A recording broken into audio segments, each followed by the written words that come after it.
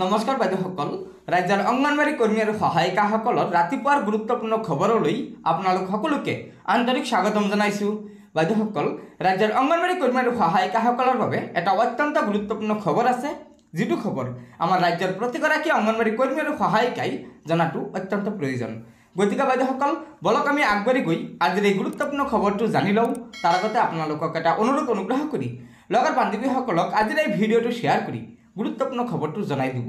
আৰু নতুনকৈ অহা বাইদেউসকলে পৰৱৰ্তী সময়ত ৰাজ্যৰ অংগনবাড়ী কৰ্মী আৰু সহায়িকাসকলৰ বিভিন্ন খবৰসমূহ সম্পূৰ্ণ শুদ্ধ তথ্যৰ ওপৰত পোনপ্ৰথমে পাবলৈ অনুগ্ৰহ কৰি আমাৰ এই চেনেলটো ছাবস্ক্ৰাইব কৰি ল'ব।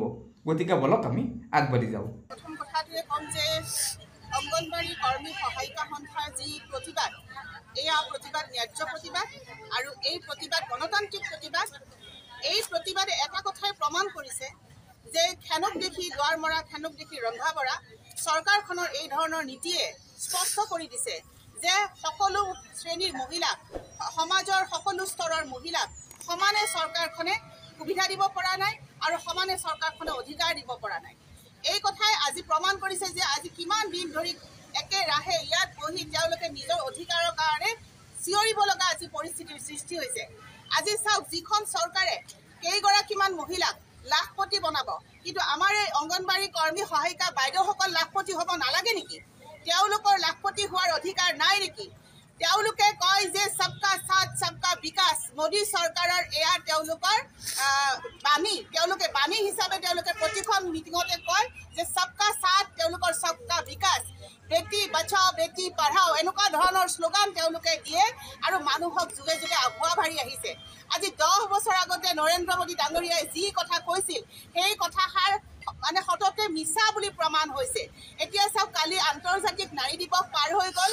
নাৰী দিৱসৰ দিনাখন ইয়াত হেজাৰ হেজাৰ মহিলাই প্ৰতিবাদ কৰি আছে, তেওঁলোকৰ কিন্তু খবৰ নাই। গতিকে এইটোৱে প্ৰমাণ কৰিছে যে চৰকাৰখনৰ আমাৰ মহিলাসকলৰ প্ৰতি কিমান সদ্ভাৱ আছে আৰু কিমান তেওঁলোকৰ মহিলাসকলৰ প্ৰতি সততা আছে। গতিকে এই যে সততাহীন এখন চৰকাৰ, এটা কোনো ধৰণৰ অধিকাৰৰ প্ৰতি তেওঁলোকৰ গুৰুত্ব নাই, গণতান্ত্ৰিক পদ্ধতিত এটা অধিকাৰ তেওঁলোকে সাব্যস্ত কৰিব বিচাৰিছে, তেওঁলোকৰ ওচৰলৈ যে আমাৰ জনপ্ৰতিনিধি আহিব লাগে তেওঁলোকৰ কিন্তু খবৰ নাই। আমি জনাত এখেতলোকে অজন্তা নেওগ ডাঙৰীয়ানীকো কথাষাৰ জনাইছিলে, কিন্তু আমি দেখিছোঁ যে অজন্তা নেওগ ডাঙৰীয়ানী এগৰাকী নিমাতী কইনা। এই নিমাতী কইনাগৰাকীয়ে আজিকালি কি কৰে, তেওঁ কেৱল বাজেটত আহি তেওঁ ডাঙৰ ডাঙৰ কথা কয়। তেওঁ বাজেট ঘোষণা কৰিবলৈহে যে তেওঁক বিত্তমন্ত্ৰী পতা হৈছে, বাজেট ঘোষণাৰ কাৰণেহে যে তেওঁক ৰখোৱা হৈছে, আমাৰ দেখি তেনেকুৱা অনুভৱ হয়। কাৰণ আজিলৈকে তেওঁ বিধানসভাত কোনো মহিলাৰ কাৰণে এষাৰ মাত মতা আমি শুনা নাপালোঁ। কেৱল চৰকাৰী আঁচনিকেইখনৰ কথা তেওঁ ডাঙৰ ডাঙৰকৈ ঘোষণা কৰে। গতিকে এনেকুৱা ধৰণৰ জনপ্ৰতিনিধি, কোনো ধৰণৰ দায়িত্ব জ্ঞানহীন, দায়িত্ব নথকা জনপ্ৰতিনিধিয়ে আজি আমাৰ মহিলাসকলক কিন্তু প্ৰতিনিধিত্ব কৰিব নোৱাৰে। আৰু এই কথা প্ৰমাণ হৈ গৈছে, এখেতলোকে যি আজি 6,500 টকা, 3,200 টকাত তেওঁলোকে কাম কৰি থাকিবলগীয়া হৈছে, এইটো নিতান্তই ধিক্কাৰজনক কথা আৰু অত্যন্ত দুখজনক কথা। আজি এনেকুৱা মূল্যবৃদ্ধিৰ সময়ত আজি প্ৰত্যেকটো বস্তুৰ মূল্যবৃদ্ধি হৈছে। আপোনালোকে চাওক, মোদী চৰকাৰে পৰিৱৰ্তনৰ গান গুণ গাই পেলাই শাসনলৈ আহিছিল, কিন্তু তেওঁলোকে যি পৰিৱৰ্তনৰ কথা ক'লে, সেই পৰিৱৰ্তন কিন্তু মূল্যবৃদ্ধিয়ে আজি চূড়ান্ত পৰ্যায় পাইছেগৈ।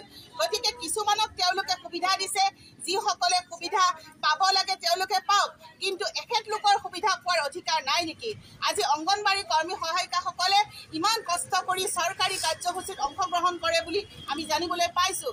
গতিকে এইটো এটা লজ্জাজনক কথা। কালি প্ৰধানমন্ত্ৰী আহি গ'ল, তেওঁ নিশ্চয় এখেতলোকৰ যি প্ৰতিবাদ চলি আছে এই প্ৰতিবাদৰ বিষয়ে জ্ঞাত, কিন্তু তেওঁৰ মুখেৰে আমি এষাৰ কথাও যে ৰাইজৰ মাজত শুনিবলৈ নেপালোঁ। তাৰ কাৰণে আমি প্ৰধানমন্ত্ৰী মহোদয়ক আহ্বান জনাওঁ, মুখ্যমন্ত্ৰী মহোদয়ক আহ্বান জনাওঁ যে মুখ্যমন্ত্ৰী মহোদয়, লাখপতি বাইদেউ আপুনি কাক কাক বনাব? আপুনি কিমান মহিলাক লাখপতি বনাব? এইসকল মহিলাৰ লাখপতি হোৱাৰ অধিকাৰ নাই নেকি? এইসকল মহিলাৰ সমানে তেওঁলোকৰ যোগ্যতা নাই নেকি যে তেওঁলোকে এটা সুন্দৰ জীৱন যাপন কৰক? কেইটামান টকাৰে তেওঁলোকে ল'ৰা ছোৱালীক শিক্ষা দীক্ষা দিব লগা হৈছে, কেইটামান টকাৰে তেওঁলোকে মূল্যবৃদ্ধিৰ সময়ত খোৱা বোৱা কৰিবলগীয়া হৈছে, সংসাৰ চলাবলগীয়া হৈছে। তাতকৈ আৰু লজ্জাজনক কথা একো নাই। যিটো সময়ত আপোনালোকে মহিলাসকলক কেৱল সভা শুৱনি কৰিবলৈ, কেৱল ভোটৰ কাৰণে আপোনালোকে ব্যৱহাৰ কৰি আহিছে, তেনেকুৱা সময়ত আপোনালোকে অন্ততঃ এই মহিলাখিনিৰ কথা শুনিবলৈ আপোনালোকৰ ধৈৰ্য ধৈৰ্য থাকিব লাগিব। গতিকে বাইদেউসকল এয়া নিশ্চয় আমাৰ ৰাজ্যৰ অংগনবাড়ী কৰ্মী সহায়িকাসকলৰ বাবে এটা অত্যন্ত গুৰুত্বপূৰ্ণ খবৰ। সেয়েহে লগৰ বান্ধৱীসকলক এই ভিডিঅ'টো শ্বেয়াৰ কৰি আজিৰ এই গুৰুত্বপূৰ্ণ খবৰটো জনাই দিব। আৰু নতুনকৈ অহা বাইদেউসকলে পৰৱৰ্তী সময়ত ৰাজ্যৰ অংগনবাড়ী কৰ্মী আৰু সহায়িকাসকলৰ বিভিন্ন খবৰসমূহ সম্পূৰ্ণ শুদ্ধ তথ্যৰ ওপৰত পোনপ্ৰথমে পাবলৈ অনুগ্ৰহ কৰি আমাৰ এই চেনেলটো ছাবস্ক্ৰাইব কৰি ল'ব। গতিকে আজিৰ ভিডিঅ'টো ইয়াতে সমাপ্ত কৰিলোঁ। ধন্যবাদ। জয় আই অসম।